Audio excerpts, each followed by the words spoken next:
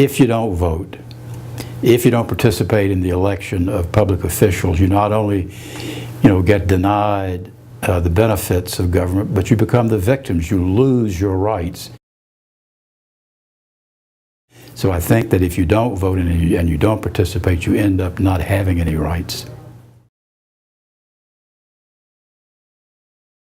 After the Civil War, we had Reconstruction, passage of the 13th Amendment abolishing slavery, the 14th Amendment guaranteeing due process and equal protection, the 15th Amendment prohibiting racial discrimination in voting.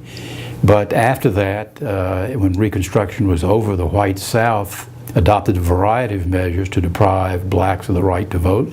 Literacy tests, good character tests, all white primaries. You had to pay a poll tax in order to register and vote. And then that was Klan violence and all kinds of aggressive behavior by local groups. And American Indians went through the very same thing.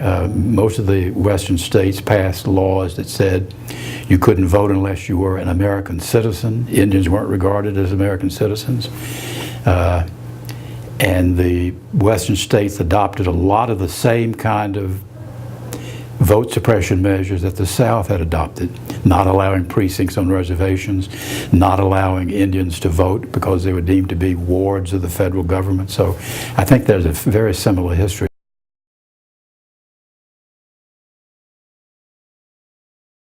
There are probably a disproportionate number of American Indians who would take advantage of that same-day voter registration and voting.